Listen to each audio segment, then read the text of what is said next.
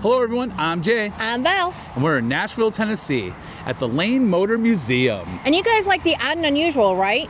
Well, this museum is out for cars. Yeah, Mr. Lane has over 500 in his collection, but they only have space for 150. So we're gonna show you the most odd and unusual. The night's young, it has just begun. As she puts her hand in mine, we wanna chase the night, wanna dance to the light, pull the stars from the sky, just two hearts running wild. Never sleep, never stop, as we shout from the top. We're gonna be two hearts running wild.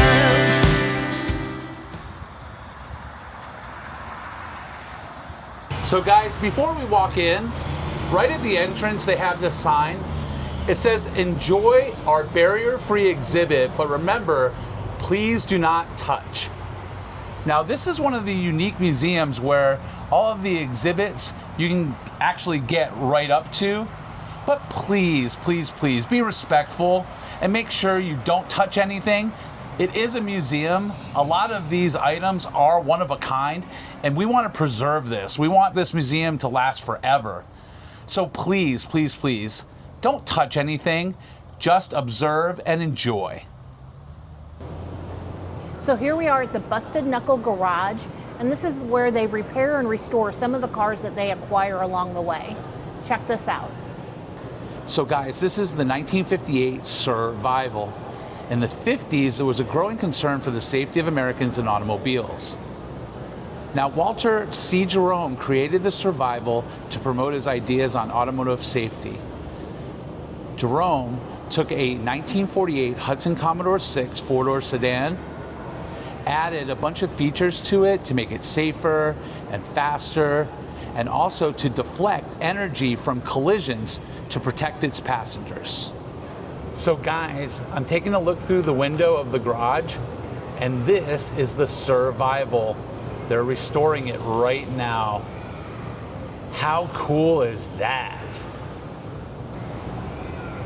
So guys, we have to check this car out here. This is the 1957 Aurora, and another car built in the 50s where there was such a concern with safety for Americans and automobiles. So Val, what are some of the safety features on this car? So Giuliano, in his efforts to build the American's safest automobile, introduced at least 10 new safety features. This included seat belts, a collapsible steering column, puncture-proof tires, side impact protection systems, a padded dash, and a structural cage around the vehicle, to name just a few. The distinctive bubble-shaped windshield was designed with one goal in mind: protecting the passengers during a crash. Its dramatic curve provided extra space for the front seat occupants to move forward without striking the glass, an innovation safety feature that well ahead of its time. So this right here is the Competition Classics Racing Replicas.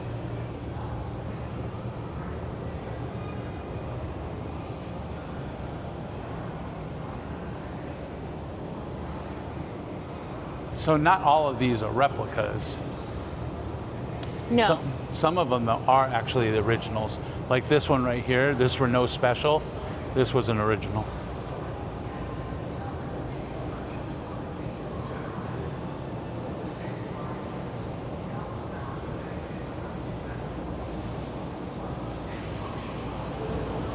So as part of Mr. Lane's collection, all of these cars here are international cars, and this section is from England. These are all kind of cool cars. What do you think, Val? Anything that you like? Anything that tickles your fancy? This Hillman right here, this reminds me of Austin Powers. I don't think this is a car he drove, but for some reason I look at this car and I thought of Austin Powers.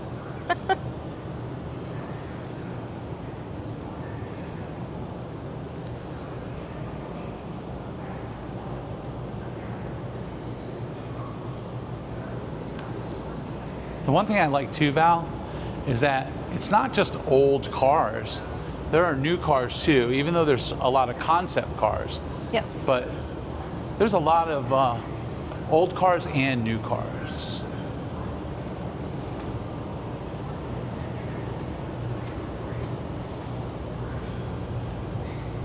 So one of the things too is if you see a license plate on these cars, they're actually street legal to drive on the roads.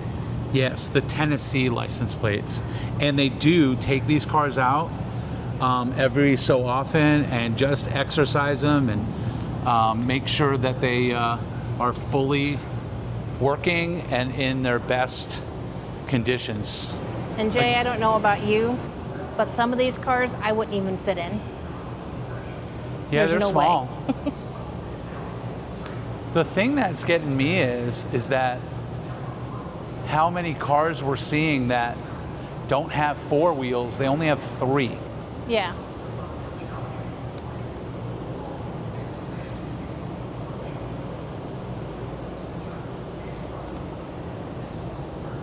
So now over here on this side, we're actually in the German section.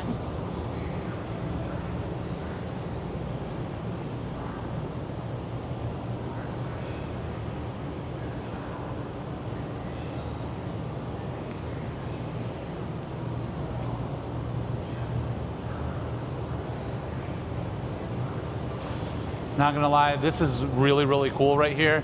I just wish it wasn't white. That is a cool car. For me, like a sky blue, Ooh, that'd be beautiful. that would rock.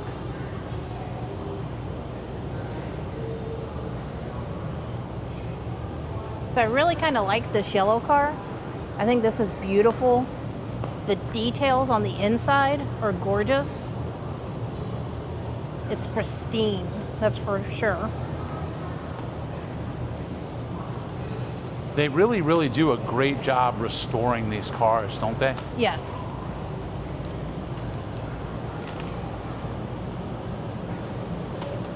And Jay, do you know what that is on the window? Yeah, that's an air conditioner, right? That is one of the first car air conditioners. Yes. I absolutely love the Volkswagen Bugs. These are killer.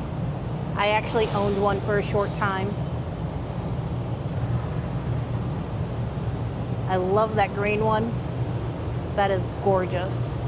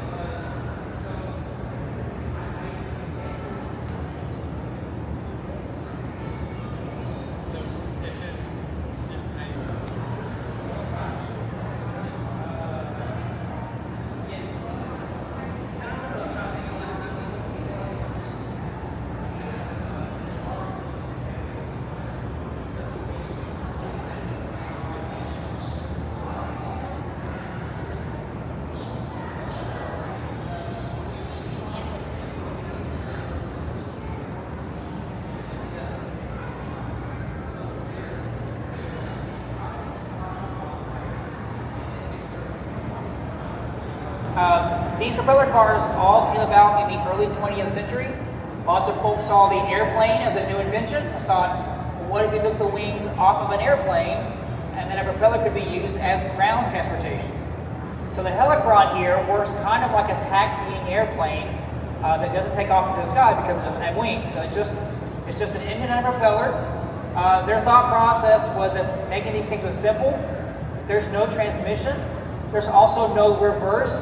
You are the reverse when you get out and you push it backwards. So it's just the crankshaft and the propeller are coupled together directly. You just turn it on, it's just one open gear basically, and it goes. There is no mechanical connection between the engine and any kind of driving wheels. Now the other propeller cars we have in the collection, we know who made them, we have blueprints and pictures. The Helicron here is a bit of a mystery. And I like to tell people it's kind of a contraption more than it is a car. It's much more of a someone's idea. They probably saw other propeller cars in Europe and thought, I can make that. Our other propeller cars are wood framed, they're very lightweight. This, someone in this small town in southern France, that's all we know, about it, where it came from, found this early 1930s car chassis, turned it around backwards, and then married this nice World War I style biplane body and this engine to the car chassis. Now we know the car chassis is turned around backwards. This is part of the detective work we had to do for this car, because when I turn the steering wheel, only the rear wheels steer the car.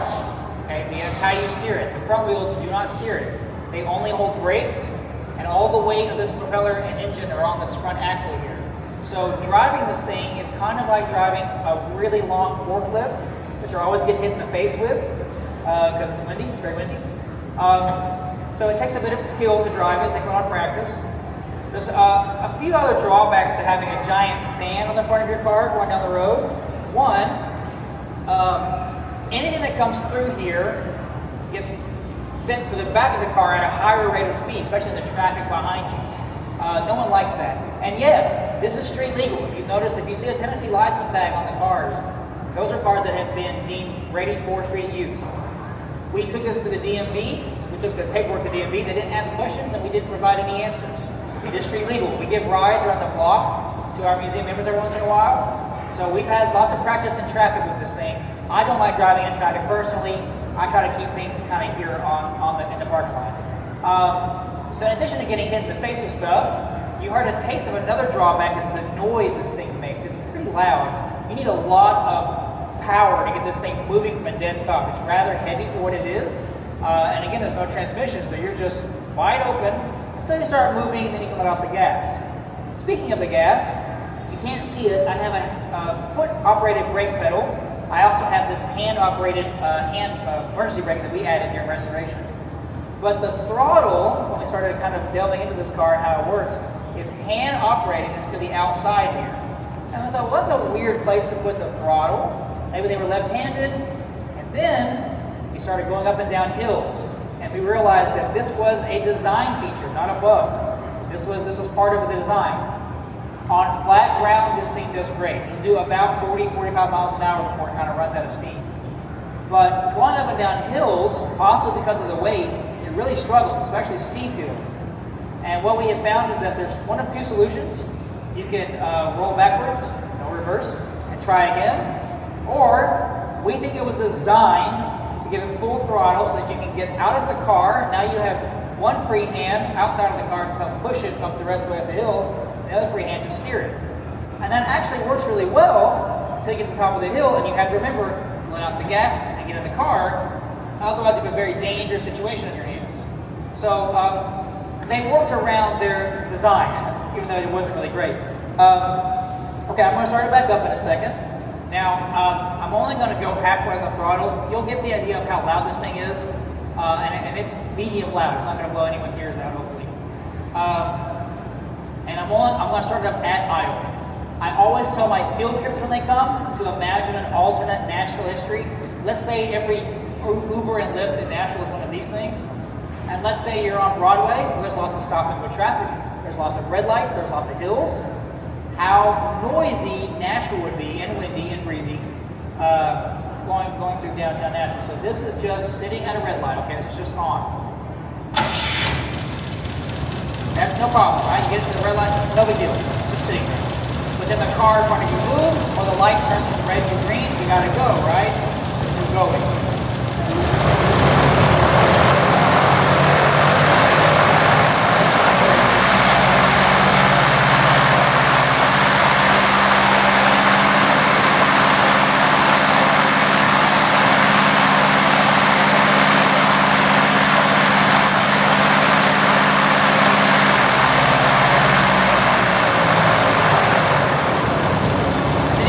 Red light on the car in front of you. See the issue? So I really like to tell people this is really a great example of what we have here at the museum if you just got here today. It's a great, not all ideas are good ideas, and not all ideas should be cars. This was just someone's idea and they made it. Sometimes boredom is the necessity of invention, not a thought process that works out to something viable. But it does work. It's great. We love to display it and drive it around. And as I mentioned, this was kind of a mystery car. This was found in a collapsed barn in France in the year 2000. And when our friends in France found out about it, they wanted to send it here. When they found it, it was missing its original engine and propeller was broken. So they sent it here. They actually did this kind of fiberglass coating for the wood. Everything you see painted French racing blue, we did here in this shop in 2004 and 5. And the engine is actually from a Citroen GS. So it's a little bit different engine, but it does help going down the road and things. And we added better brake lights, we added some new seats. But it does work. Should it work? That's the question. That's half of the stuff. Should it work? If you're also new to Lang Motor Museum, there's a great video on how we got started in the theater room. It kind of runs on a loop in the big block room over there. Basically, this is someone's private collection that got out of hand and he had to open a museum. So be careful with what you collect, because it can snowball into this 22 years later. Over 500 cars all over the world. So, any questions on the Helicron? Well, thank you guys for coming out today. If you have any questions about anything, just grab one of us in a name tag, okay? Thank you guys for coming out today. So guys, Appreciate we it. have to check out the 1967 Gyro X. It was built by Alex Tremulous and Thomas Summers. It's a two-wheel car, and it can get up to 125 miles an hour. Now, the reason why they built this car was to make it more aerodynamic and more fuel efficient. We all know how gas prices are nowadays.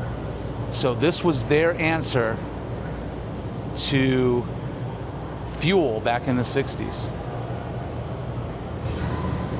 So this is 1933 Dymaxion, and to me, this is like an early day minivan. What do you think, Jay? Yeah, so first off, it's a replica. And why is it a replica, Val? Because there's only 3 that were ever built. The first one got burned up in a fire. The third one, they believe, was cut up for scrap in the 1950s. And the second one is actually in a car museum in Reno, Nevada. So cool. Now in the 30s, steampunk was a thing. So I'm wondering if this was one of those steampunk kind of creations. But I think you're absolutely right, though. This is their version of a minivan. Now, what I do know about this is that it only has 4 seats, and it's 20 feet long.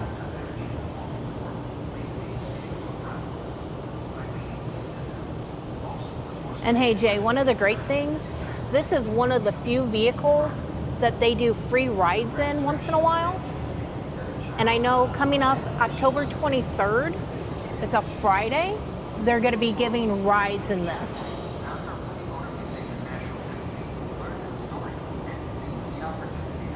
Now, one of the unique things about it is it only has 3 wheels, and the rear wheel is what steers this thing. So it's basically a 20-foot forklift, basically, right?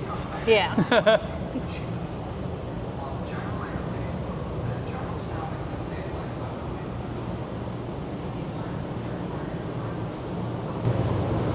Okay, so here we have the oldest car the museum has and the newest car the museum has.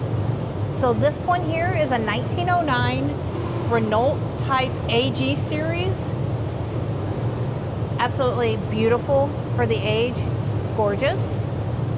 And then over here, we have a 1920 Citroen AMI. To me, it looks like a clown car. So guys, what Val was saying was this is their first acquisition and their latest acquisition, right? No, this is the oldest car that they own. It's a 1909. It's the oldest one that the museum owns. And this is the most newest one, a 2020. By year. By year, yes. Gotcha. All right, so guys, this section here is all of the different station wagons.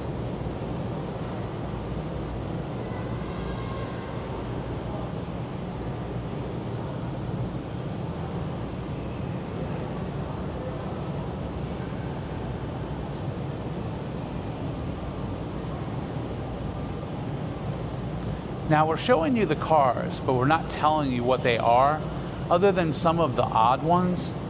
And the reason being is that we want you to come out. We want you to support the Lane Motor Museum.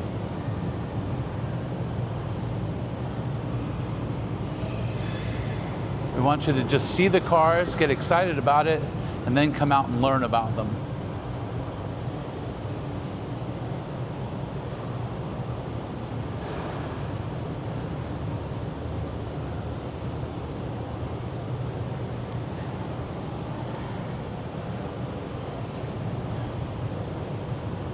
Now this is quite a station wagon. God bless America.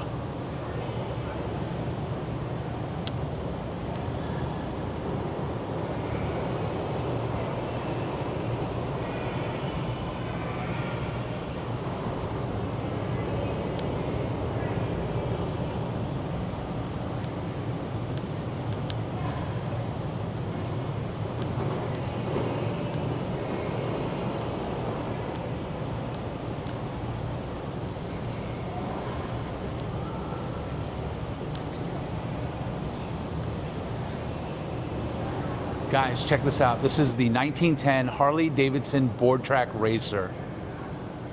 This is one of the first Harley-Davidson motorcycles built for wood tracks. Now, one thing about the Lane Motor Museum is if it's not original, they will tell you it's a replica, and this one is a replica.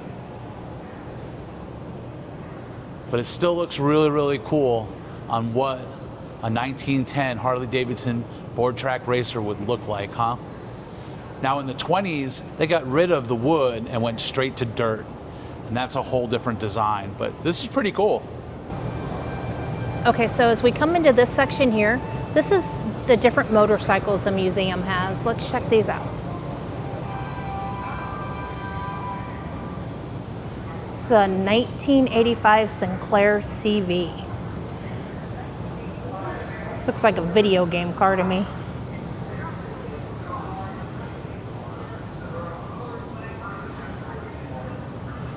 These are the electronic bikes.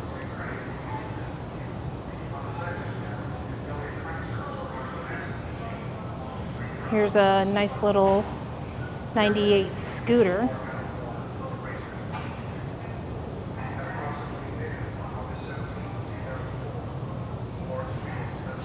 A 1974 Hercules E1. Hercules, Hercules.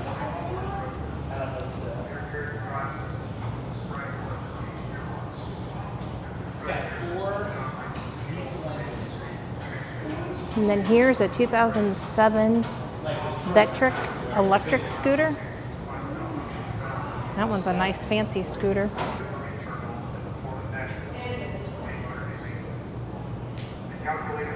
These are just little, this is a 1966 Sears push compact scooter. Could you imagine driving one of those? January 10, 2005 was selected as the big day. Our permit would allow us on the road only at So check this out. This is a 1998 McLean wheel. 5 degrees. Oversized light signs are fixed to the front and rear, while flashing I've seen this in a circus before. These are some old scooters. These are like scooters from back before I was born. These are cool.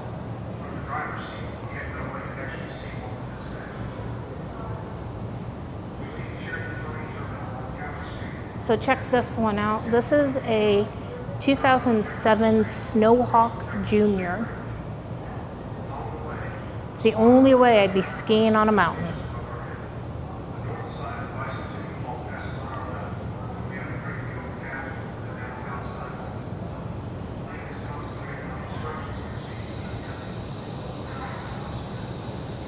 These are pretty cool scooters.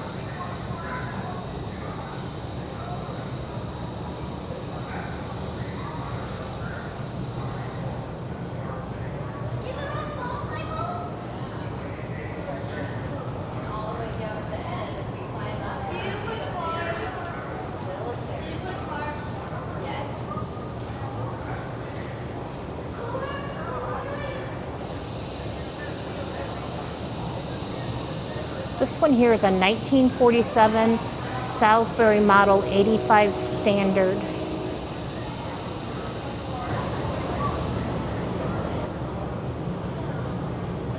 Over here,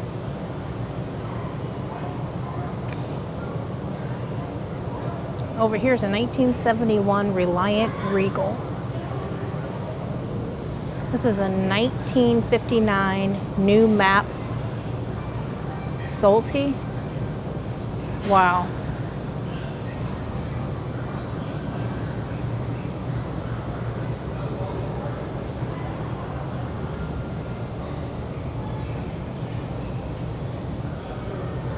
And this right here is an 1886 Benz Patent motor wagon.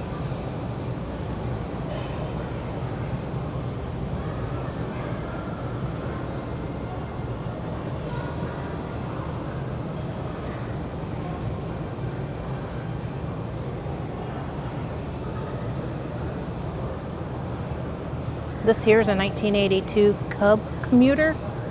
I couldn't even imagine trying to get into some of these cars. This is crazy.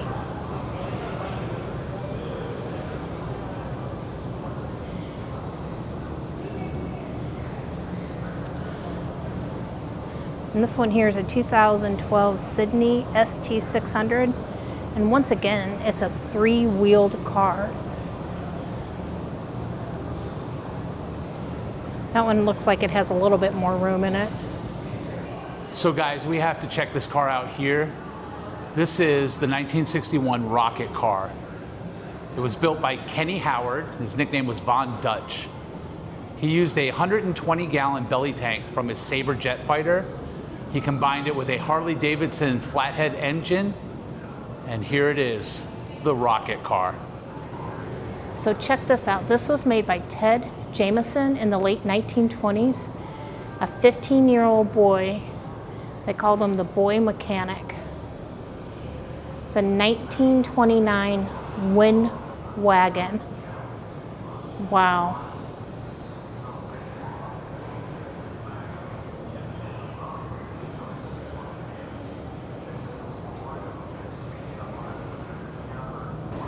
Guys, we have to check this car out here. This is the 1945 Ericsson Special. It was built by Anton Ericsson, and it has that same shape as the Dymoxion. Now, the unique features of this car is that it was built out of scraps from World War II aircraft. So it's really, really, really light. It could reach 75 miles an hour and still get 25 to 30 miles per gallon. Crazy. Another one of those three-wheeled vehicles. Seems to be the trend here in the museum. So check this out. This is the art engineer, Edwin Lockridge. I believe I said that right. But he takes old car parts and makes it into art. How cool is that?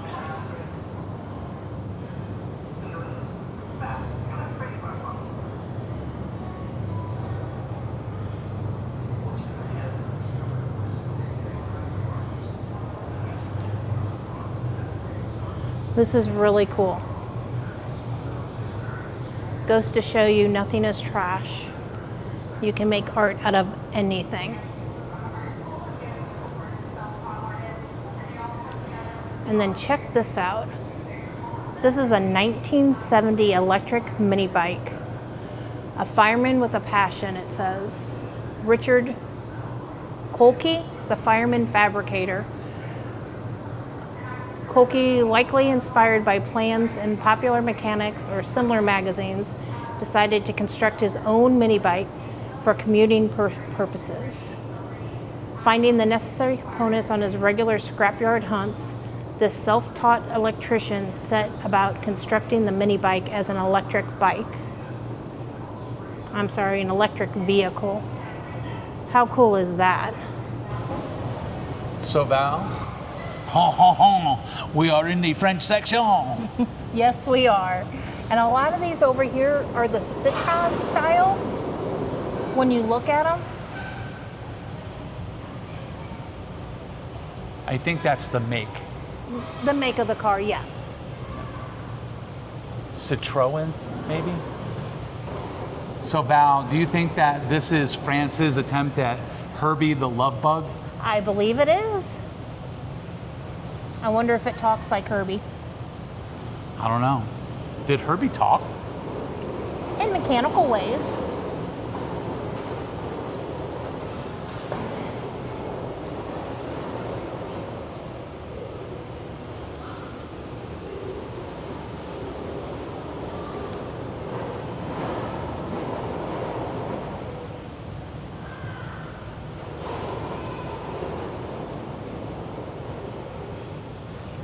Here you go, Jay. Here's another three-wheeled car.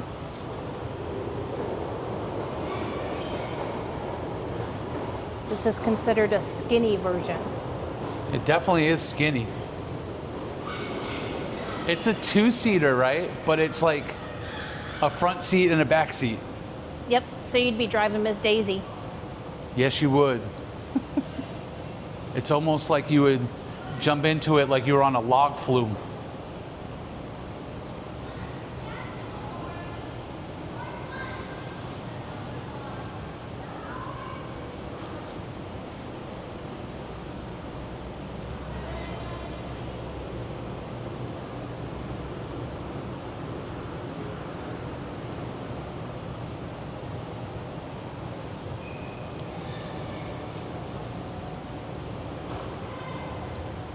Obviously, this one here is a race car.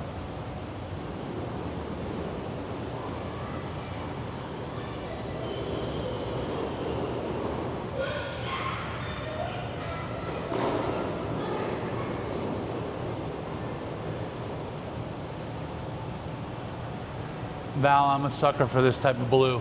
I know, that's your favorite color, blue. That's a little more powder, but pretty dang close, right? Yep.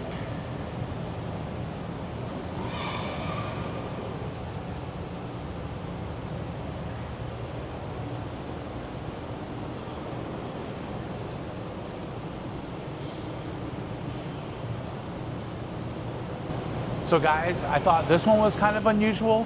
This is a 1974 Citroen, and they call this Naked. Brrr. I bet you it's cold, right? We all know why. It's got no body to it. It shows the engine, it shows the seats, it shows everything about it. Kind of like an inside view, right? No pun intended.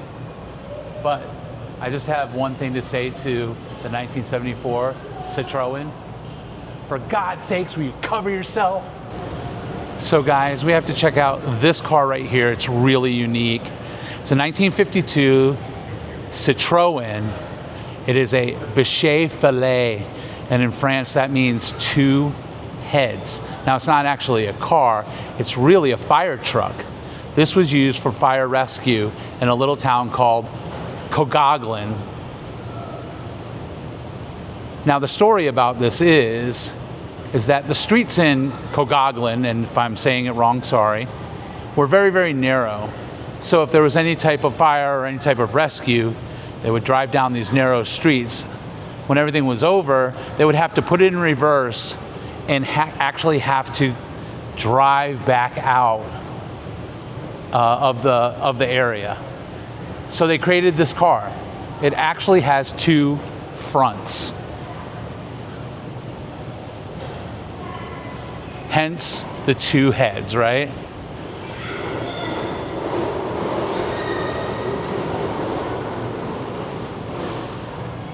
So there's one steering wheel right there. And as we come around, there is the other steering wheel. And there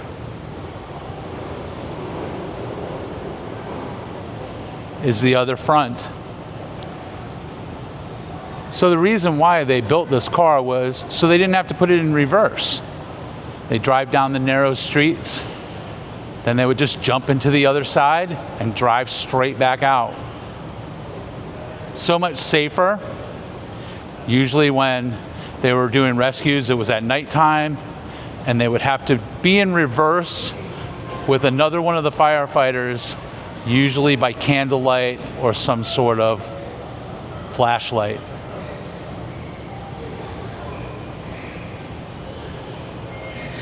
So how cool is that? A fire engine that has two fronts.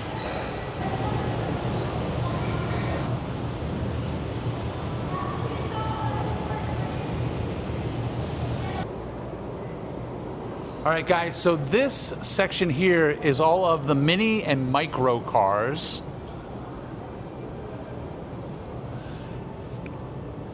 And if I read it correctly, these cars came from a specific museum that closed down, and they all made it here, which is fantastic because it needs to be here. They need to be here, right, Val? Yeah, exactly. People need to see these cars. These are amazing. They have to be preserved, right?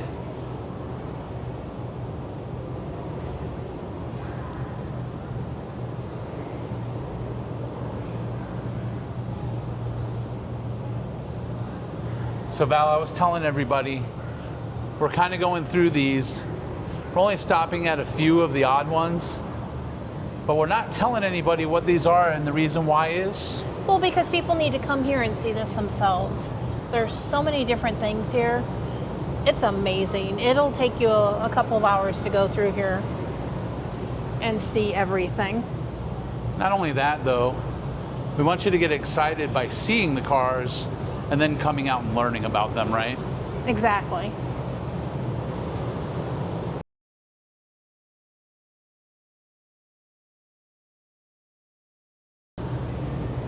All right, guys, so more international cars. This section here is Japan. These are, looks like older Hondas. Hey Val, do we have a Honda? Yes, we have a Honda, duh. I wasn't trying to make it a trivia question.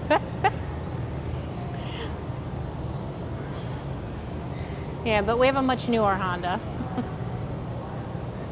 This one here is a Mazda. Wow.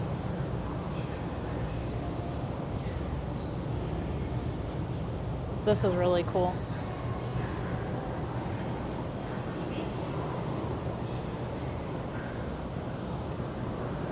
It's fancy.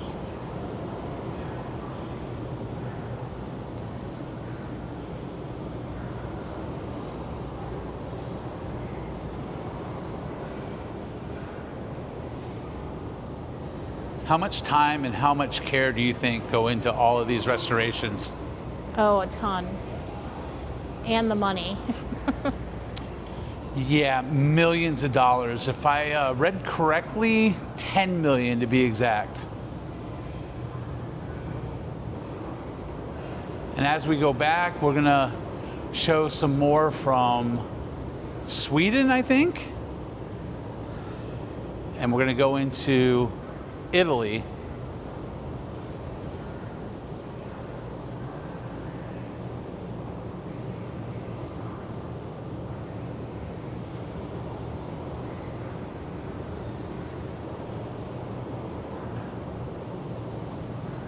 Volvos and Saabs. That's a Saab right there. That looks like a pretty cool sports car, right, Val? Yeah. I love the color.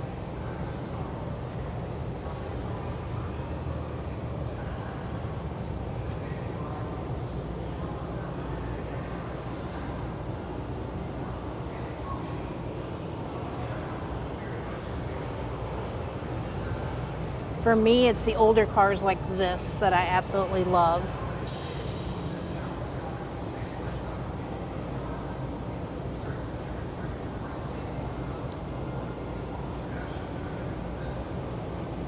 And now we're into the Italian cars, the Fiats.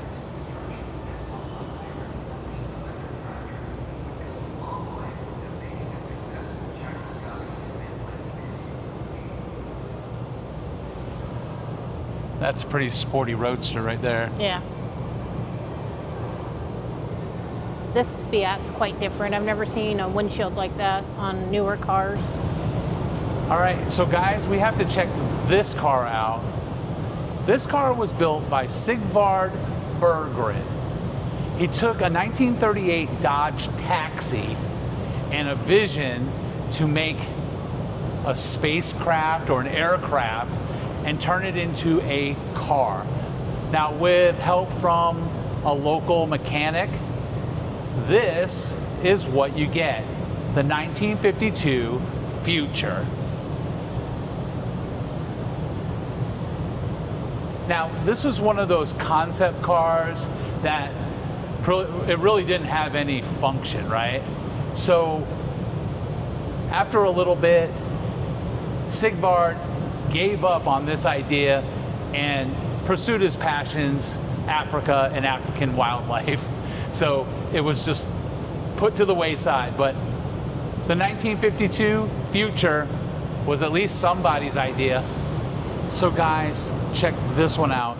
This is the 1942 Tatra Auto Luge.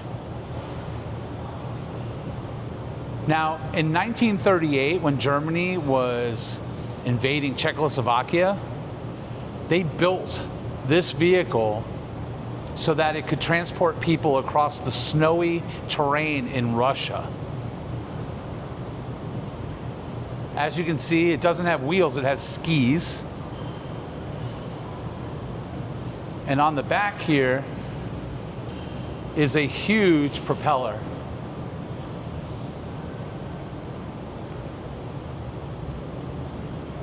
And that's how they get their power. Now there's also this drum here, and that would help when there was steep hills. They'd be able to dig into the snow, and it would help them get up the hills. Now, unfortunately, this isn't the original. This is a replica. How cool is this, though? Basically a propelled snow vehicle.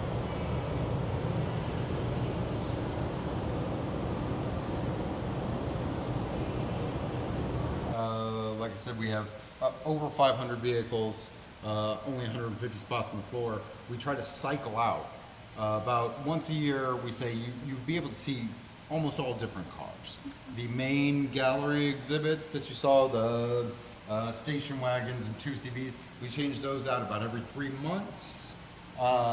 Each one in a 3-month increment. And then as the normal country ones go, pretty much anytime myself or my employees finish a car for a drive or just detail it, we'll swap them out with the country of origin.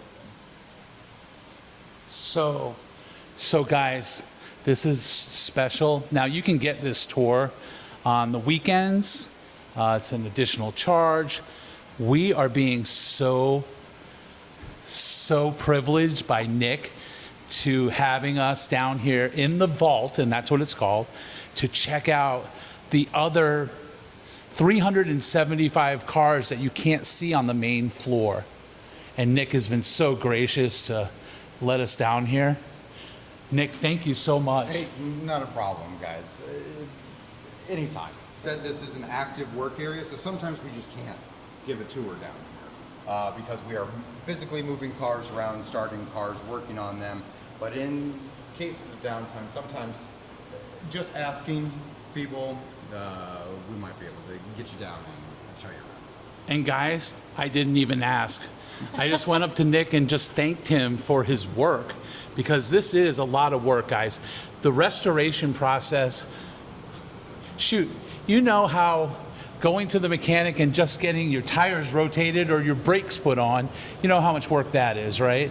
Just imagine these guys taking something from almost a scrap heap and turning them beautiful. And so I just wanted to say thank you to Nick, and in return, he is allowing us to look at the vault. What a special guy. And thank you to Lane Motor Museum and Nick for this opportunity. We are thrilled and excited to be here. a lot of times we are more in the path of conserving cars. Here at Lane, where we might be different than some car museums or motor museums, we don't have necessarily all very pristine models of things or show car quality, because we like to highlight the fact that these vehicles were used. And we like to still use these vehicles to educate the public on how they were used and kind of show off some of the wear. Where we go into a lot of our restorations is if we have acquired a vehicle that has previously been restored and it might not be period accurate. For example, this Pinard Guy right here. This is 1954 Pinard Guy. This was a concept car. Kind of a prototype for Pinard, built by the coach company Guy. This car was shown off at the 1904 Geneva Car Show. This is the actual car that went to the Geneva Car Show. But when we got it, it had a different suspension ride on it. It was red and was missing maybe some trim and some minor details. So what we did is we realized, oh, this is this significant car. It actually wasn't this color at this time. And so we just kind of tried to bring it back to where it was. We would not normally, if this would have come in period correct, never been painted, we would have just said, it looks old, but this is it. But since it had been previously altered, we will go through the process of trying to get it back to where it was. We did the same thing on, as you may have seen upstairs, the big glass-topped Aurora. That was a car that unfortunately had fallen into such disrepair that it had been restored by another gentleman. And when we got it back, there was just a couple minor things that we said, well, this isn't exactly how it looked in the pictures, and oh, we wish we could get this kind of functioning back to the way it was. So it went through our restoration process as well. Whereas, like this Pinard over here, it's got cracks in the paint, it's got some chips and everything, but it was actually a race car, so we're not going to touch it. We make sure it still runs and drives and stops because it's important to exercise the vehicles so they don't just completely rot away. Right. But also, the provenance is in some of the scratches, is in some of the wear, is in the fact that maybe they didn't buckle down the hood properly on one race and it wore a weird line into the aluminum. That's part of its history. Fantastic. That's the one thing that coming here, Val and I, we're getting to learn a lot. And I think that's even better sometimes. You don't have to be an enthusiast, but if you're willing to learn about a certain subject, you never know. You might turn yourself into an enthusiast after the fact. Well, and that's what we really try to do more than anything is educate the public. A lot of these cars are weird and silly. Yeah. But the fact that we are in southeastern United States, you're not going to see it ever. So this is more of a place that, yes, we always want, jaws to drop and eyes to glitter, but it's also, we had no idea that any of these things actually existed, is more what we like to focus on. And we like to educate the public on these things. Someone from the European Union or Russia, Ukraine, anywhere to come through and say, oh, why do you have that car? I had that car when I was 16 and it was junk. And we say, because you remember it. Yeah. And they say, oh yeah, that's true, I remember. And then they go on with stories about just being teenagers or why'd you guys save this car? These cars were all thrown away. Well, that's why we saved it. It's because the rest of them were all thrown away. Well, we were just talking about this. So we just did a horror movie challenge where you had to come up with horror movies from different categories, right? Okay. And as we were going through, we were piling up memories. Oh, yeah. Right? And connections of the movies. So you have movies, you have music that will. Oh, yeah. Right? Well, the cars. These cars people have a memory, a history of these cars, and as they see them, there might be, I know military people probably come through and go, wow, I remember that certain model. Yep. Or like you were saying, European people come through and they remember, hey, that was my first car I went on a date on, or whatever, Oh, right? I learned how to drive in this thing, and those are important to the museum, and it's important to us as the employees. Is that I sometimes get kind of washed away in all of this. Yeah. I mean, I look at all these cars every single day, but it's the spark of the kids groups that come through. It's people who say, man, my mom had a BMW 320, like, and it's those that I really remind me, oh, I'm doing something that makes people excited and happy, as opposed to, well, I'm just fixing things all day long. Right. But this is amazing because not, there's cars upstairs that I would never have seen. We live in St. Louis and there's nothing like that there. Oh, yeah. I mean, we have the Museum of Transportation and they have a few cars. And I think there is another car museum, which we've never been to in St. Louis. But this was amazing. Absolutely amazing. Thank you. That means a lot to us. Nick, thank you so much for this impromptu tour. We really, really appreciate it, and we really appreciate you. Thank you again to Lane Motor Museum and everything that Nick and all of the employees do, and all of the volunteers. I'm sure you guys have volunteers as well. Yeah, we do actually have volunteers. And- You'll see our volunteers scoping around the floors on busy days. So thank you to everybody, the whole staff, for having us. This was a wonderful experience. You're very welcome. Your gratitude is much appreciated. Thanks for coming. And guys, for a special treat, just outside of the museum, they have the U.S. Army Lark LX-8. This behemoth of a vehicle is crazy. The special thing about it is that each individual wheel has its own engine.